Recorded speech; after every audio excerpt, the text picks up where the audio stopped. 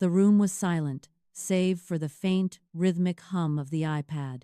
Sophie sat on the edge of her bed, the only light source a sharp, sterile blue glow radiating from the screen. It washed over the walls, casting long, distorted shadows. She did not move. Her eyes remained fixed on the glass, though she was not reading anything. The day at school had been a series of sharp edges. The hallway whispers had been loud enough to hear, and the deliberate shoves against her shoulder in the cafeteria still felt like phantom pressure.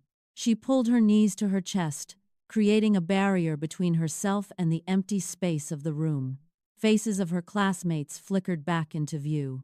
She was entirely alone in the house. The air felt heavy, stagnant, and thick with the lingering frustration of a day spent avoiding eye contact. She tapped the screen, but it remained dark. She waited for a distraction, for anything to break the suffocating stillness that had settled over her. The silence was absolute, a weight that made her chest ache with the need for a voice, a connection, or even just a distraction. A sudden, sharp chime cut through the stillness. It was a digital ping, bright and insistent, vibrating against the mattress beside her. Sophie jumped, the sound echoing off the bare walls. She looked down.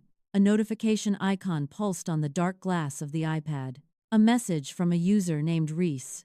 She stared at the small, glowing square. Her thumb hovered inches above the display, trembling slightly. She had not received a message in weeks, not since the group chats had turned against her. She pulled her hand back, then reached out again, her breath hitching. The screen light flickered, illuminating the dust motes dancing in the air. She tapped the icon. The interface expanded, revealing the text. "Hi, how are you?" She read the words once, then twice, searching for a hidden motive or a cruel joke. The room felt smaller now, the air charged with a sudden, nervous energy.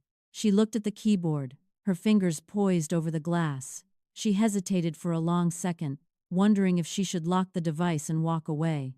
Instead, she leaned closer, the blue light sharpening the lines of her face. She began to type, the soft clicking of the virtual keys, the only sound in the house. The response arrived before she could even pull her hand away. The screen flashed white, then settled. "No, but I am looking for new friends because I don't have many because they bully me." Sophie read the sentence. She read it again. The words hit her with the force of a physical blow, but not one that hurt. It was a recognition. She felt the tension in her shoulders drop. She had spent the entire afternoon believing she was the only person in the world dealing with this specific kind of cruelty. She typed back, her fingers moving faster now. "I get that. People at school are mean to me too." She held her breath, staring at the 3 dots that pulsed at the bottom of the screen. They danced for a moment, then vanished. A new line of text appeared. It was a mirror of her own experience. The loneliness that had filled her room just minutes ago began to recede. She watched the screen, waiting for the next message, her heart rate steadying. The barrier between herself and the world began to crumble. The next 2 weeks turned into a blur of glowing notifications. Every morning, the first thing Sophie did was check the screen, her eyes searching for the familiar icon. The messages became a ritual, a steady pulse in her otherwise quiet life. She found herself waiting for the chime during math class, her hand tucked under the desk, fingers ready to tap out a reply the moment the device vibrated. She told Reese about her horse, describing the smell of the stable and the way the animal nudged her shoulder when she brought hay. For the first time in months, she felt heard. She spoke into the digital void, and someone answered back. The relief was physical. She stopped hunching her shoulders in the hallways, her pace quickening as she walked home, eager to reach her room and reconnect. The iPad became a lifeline, a bridge to a world where she was not an outcast. She shared the small, mundane details of her day, the cold lunch, the teacher who never called on her, the quiet walk through the woods. Every time she hit send, the knot of isolation in her chest loosened just a little more. She was no longer just sitting in a room. She was part of a conversation. Reese began to build his world, one message at a time. He claimed to be 15, just 2 years older than Sophie, and painted a picture of a life defined by exclusion. He typed about the way his classmates stared at him in the cafeteria, how they would whisper whenever he walked past their lockers. The details were specific. He mentioned a series of facial tics he couldn't control, a physical burden that made him a target for ridicule. Sophie read his words and felt a sharp, sympathetic ache. She pictured him sitting in a room, much like her own, staring at a screen, waiting for someone to acknowledge his existence. He described the frustration of being unable to speak up for himself, the way his throat tightened when he tried to explain his side of the story. Every message he sent acted as a mirror, reflecting her own experiences back at her, with a precision that felt impossible to doubt. She found herself defending him in her mind. The rhythm of their interaction took a sudden turn. A new message appeared, breaking the flow of their usual exchange. Reese sent a request for a photo, and Sophie complied, snapping a shot of herself riding her horse. The response was immediate, yet it pushed further into her private space. He asked if she had WhatsApp. He claimed it was easier to send voice notes, a way to hear the person behind the text. Sophie paused. She remembered her mother's voice, the firm warnings about never giving out personal contact information to anyone she had not met in the real world. She typed a cautious reply, questioning the need for a different app. Reese did not wait for her to overthink it. He typed back instantly, his tone shifting from casual to possessive. "I am not a stranger. I am your bestie Reese," he wrote. She typed out her phone number and pressed send. The moment the digits left her device, the barrier between her public life and her private digital world vanished. The interface changed, but the pressure intensified. On WhatsApp, the messages felt more immediate, more intrusive. Reese did not waste time on small talk. He sent a question that stopped Sophie mid-stride. "Have you ever had a boyfriend before?" She typed back quickly, explaining she was only 13. The response came back in a heartbeat. "So you have never kissed a boy?" Sophie laughed at the screen, a nervous, high-pitched sound. She typed back that her mother would be absolutely furious if she knew they were even having this conversation. She expected him to back down, to respect the boundaries she had just set. Instead, Reese pushed harder. He typed, "You wouldn't need to tell her." Sophie stared at the glowing text. The words sat there, heavy and demanding. She had been raised to believe that secrets were the foundation of betrayal, that her mother was the only person she could trust with the truth. But the screen offered a different reality. Reese was framing the secrecy, not as a lie, but as a private bridge. Her fingers trembled slightly, but she typed the words that would begin to dismantle her defenses. "Yeah, I suppose so," she sent. The screen remained bright, the words, "I suppose so," still visible in the chat history. Sophie sat on the edge of her bed, the silence of her room suddenly feeling suffocating. A sharp, cold knot tightened in her stomach, a physical warning that her body was trying to send her. She stood up and paced the small space, her feet hitting the floorboards with a rhythmic, nervous thud. Every instinct she had been taught since childhood screamed that she had crossed a line. She looked at the door, half expecting her mother to walk in. The fear was sharp, immediate, and overwhelming. Yet, she stopped pacing and looked back at the phone. She thought of the whispers at school, the cold shoulders in the hallway. If she cut ties now, she would be alone again. She sat back down, picked up the phone, and stared at the screen until the knot in her stomach began to dull. The conversation drifted into a new, darker territory. Reese stopped asking about her day or her horse and began focusing on her physical self. He asked questions that made Sophie pause, her thumb hovering over the glass. He inquired about her height, her weight, and then, with a sudden, clinical precision, he asked about her physical development. Sophie felt a jolt of hesitation. The questions were blunt, lacking the warmth of their earlier exchanges. She stared at the text, the blue light of the screen reflecting in her eyes. A flicker of alarm went off in her mind, a quiet signal that these topics were not appropriate for a friend. She felt a strange tension in her chest. She could have closed the app. She could have walked away. Instead, she leaned into the screen, her fingers moving to type a response. She told herself that he was just being friendly, that his curiosity was a product of his own isolation. She rationalized the intrusion.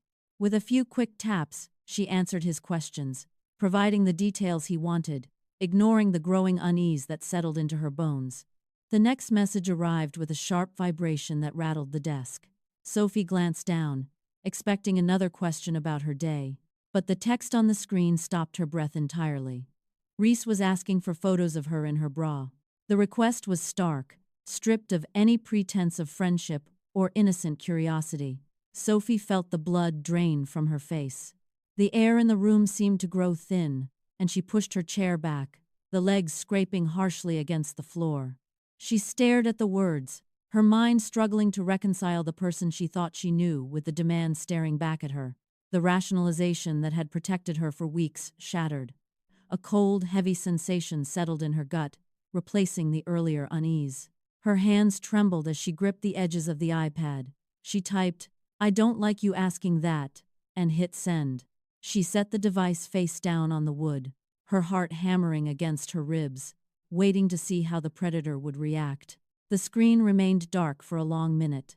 Sophie watched the edges of the device, her breath shallow. When the notification finally pinged, she flinched. Reese had backed off. His reply was short, apologetic, and carefully crafted to sound wounded. He claimed he was sorry, that he had misunderstood, and that he never wanted to make her uncomfortable. The tone was soft, almost fragile. Sophie felt a wave of relief, followed immediately by a sharp prick of guilt. She had been harsh. She had been cold to someone who was supposedly as lonely as she was. Reese sensed the opening. He stopped the invasive questions and shifted the momentum. He suggested that digital messages were too easily misinterpreted. He proposed a meeting, a local park, 2 weeks away, in broad daylight. He framed it as a safe way to finally talk without screens getting in the way. He promised he would just listen. He promised he would be the friend she needed. Sophie looked at the text, the park name familiar and close to home. The fear that had gripped her moments ago began to dissolve, replaced by a dangerous, naive curiosity. With a steadying breath, she typed back her agreement. The days leading up to the park meeting did not bring peace. Instead, the messages became a relentless barrage. Reese stopped pretending to be the wounded friend. His tone hardened, shifting into a series of urgent, demanding commands. He insisted on photos, specifically ones that made Sophie feel exposed and vulnerable. Every time her phone buzzed, the sound felt like a physical strike. She tried to ignore the notifications, leaving the iPad face down on her bed, but the screen would light up, casting a persistent, sickly glow against the wall. He was no longer asking, he was insisting. He reminded her of their upcoming meeting, weaving threats into his requests, suggesting that if she did not comply, their connection would be severed. Sophie sat on the edge of her mattress, her hands shaking so violently she could barely hold the device. The screen blurred as she read his latest ultimatum. The room felt smaller, the walls closing in, as the reality of his obsession took hold. She realized with sudden, terrifying clarity that she had invited a predator into her life, and the date for the meeting was now only days away. The silence in the bedroom was broken only by the rapid, rhythmic tapping of incoming messages. Each one was a demand, a sharp digital clawing at her sanity. Sophie stood up. Her legs felt heavy, but the decision had solidified in her mind like cooling lead. She grabbed the iPad, the glass surface slick with the sweat from her palms. She walked out of the room, leaving the sanctuary of her isolation behind. The hallway seemed longer than usual, the floorboards creaking under her weight. She reached the kitchen threshold and stopped. Her mother was standing by the stove, the hum of the refrigerator filling the space. Sophie did not speak immediately. She watched her mother for a heartbeat, measuring the distance between her secret and the truth. She stepped forward, the light from the overhead lamps harsh and unforgiving. She walked to the counter and set the device down. The screen was still pulsing with new alerts. She pushed it forward, sliding the metal frame across the granite surface, until it stopped inches from her mother's hand. Her voice was thin, barely a whisper. She looked up, met her mother's eyes, and said, "I need to show you something." Her mother wiped her hands on a towel and reached for the device. She tapped the screen, her brow furrowing as she began to read. At first, her movements were casual, a parent checking a notification, but the rhythm of her scrolling slowed. She stopped. She swiped back, reading the earlier exchanges, then scrolled forward to the most recent, aggressive demands. The kitchen grew deathly quiet. The hum of the refrigerator seemed to vanish, replaced by the sound of her mother's sharp, uneven breathing. Her mother's thumb hovered over the glass, trembling slightly as she traced the words Reese had typed. The color began to drain from her face, starting at her lips and spreading until her skin looked like parchment. She leaned against the counter for support, her eyes darting across the screen, absorbing the invasive questions and the relentless pressure. She looked up at Sophie, her gaze wide and unblinking, filled with a sudden, sharp clarity. The horror of the situation hit her with physical force. She gripped the edge of the counter until her knuckles turned white. Her mother's jaw tightened, a mask of protective fury. Without a word, her mother grabbed her own phone from the table. Her fingers moved with frantic precision, punching in the emergency number. She turned her back to the room, her voice low and rapid as she spoke to the dispatcher, detailing the location and the nature of the threat on the screen. Sophie stood frozen by the counter, watching the reflection of the kitchen lights in the dark window. Within minutes, the sound of a siren cut through the neighborhood silence, growing louder until it stopped abruptly in the driveway. Footsteps crunched on the gravel, followed by a heavy knock at the front door. Her mother opened it, and a man in a dark jacket stepped inside. He did not waste time with pleasantries. He walked straight to the kitchen, his eyes scanning the room with professional detachment. He pulled out a chair and sat at the table, the wood scraping against the tile floor. He reached into a leather bag and pulled out a thick, manila folder. He laid it flat on the table, the edges crisp and heavy. He looked at Sophie, then at her mother, and finally rested his hand on the file. The room felt smaller, the air thick with the weight of what was about to be revealed. The detective slid a photograph across the table. It was not a teenager. It was a man with graying hair and tired, heavy eyes. He tapped the image with a pen, his expression devoid of warmth. "This is David," he said, his voice steady and clinical. "He is 52 years old." Sophie stared at the face in the photo, the features blurring as she tried to reconcile the image with the messages she had read for weeks. The detective flipped the page to a list of criminal records. "He is a serial predator," the detective continued, his words landing like stones. "He has a long, documented history of child abuse." He pointed to a series of dates and locations printed on the document. Sophie felt the air leave her lungs. The image of the boy she thought she knew, the one who shared her interests and her struggles, disintegrated. There was no Reese, there was only David, a man who had spent his life hunting children from behind a screen. The detective closed the file with a sharp snap. He looked directly at Sophie, ensuring the reality of the danger finally took hold. Sophie turned her gaze toward the empty chair at the kitchen table. It was just a wooden seat, but in her mind, it became the park bench where she had planned to sit in 2 weeks. She saw the path she would have taken, the isolation of the trees, and the man who would have been waiting there. Her hands gripped the edge of the counter until her knuckles turned white. The silence in the kitchen was absolute, broken only by the hum of the refrigerator. She looked at the detective, then back to the empty chair, her breath coming in shallow, jagged bursts. The distance between her home and that park had been only a few miles, but the gap between her innocence and the reality of the man in the file felt like an abyss. She imagined herself walking toward that bench, unaware of the predator watching from the shadows. The realization hit her with the force of a physical blow. She felt the coldness of the kitchen tile through her socks, grounding her in the present, yet her mind remained trapped in the scenario she had narrowly avoided.